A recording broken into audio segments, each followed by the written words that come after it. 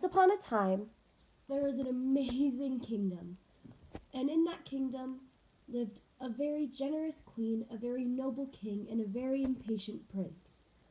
Now, the prince was trying to find a suitor so that he could be named king, and the beautiful maiden could be his queen. Tons of maidens went to the palace, and with each and every one, the prince just said, "No, no, next." None of them could hold his attention.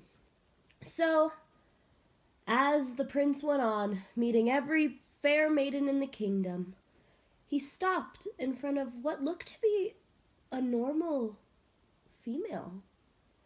He looked at her and patiently said, "Who are you and why are you here?"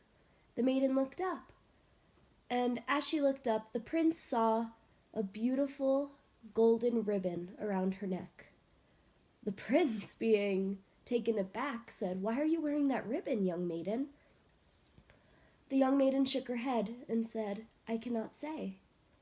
And the prince, being his impatient self, demanded the fair maiden to tell him. He said, "Why are you wearing that ribbon?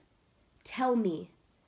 And the poor maiden looked up at him, gazing into his gorgeous eyes, and said, "I could if I would, but I can't, so I won't. I'm so sorry, Prince." Now this angered the prince very much. He ordered his guards to take the princess and lock her in a tower. Each and every day, the prince would go up to the tower and ask the fair maiden why she was wearing the golden ribbon. And each time, the fair maiden would just say, "I could if I would, but I can't, so I won't." Why couldn't she tell him why she was wearing the ribbon? This angered the impatient prince. Then, one day, talking to his father, he decided to marry the princess. For maybe that's why she wouldn't say. The prince walked up to the tower, opened the door, and said, "We will be wed at midnight." The princess was taken aback, but she agreed. After their marriage, the prince and the princess went to his bedroom, and he looked over at the princess and said, "I'm so glad that we are married. I love you. But will you do one thing for me?" And she said, "I would do anything for my beautiful husband. What would you like me to do?" And he said, "Tell me about the golden ribbon." This silenced the princess. She had no idea what to do.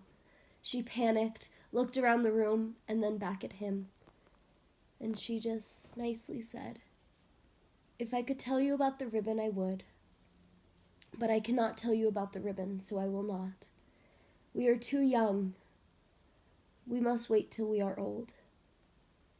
Now, the prince was so impatient and so angry that he grabbed the princess and pulled out a dagger. The princess was scared. She didn't know what the prince would do. And he slipped it under the ribbon and said, "If you will not tell me why you are wearing the ribbon, then why do you need it?" And he cut the ribbon off. The last thing you heard was a far, blood-curdling scream. But not from the maiden, from the prince. He dropped the dagger and dropped the princess, watching as her head fell off. What the prince didn't know is that the fair maiden was under a spell, where she had to wear a golden ribbon, and if she told anybody about the ribbon, or the ribbon was removed, she would die. The prince was heartbroken. He felt so bad. He was so impatient, and it cost him the love of his life. So this is where our story ends, with a very, very heartbroken kingdom and a very, very saddened prince. The end.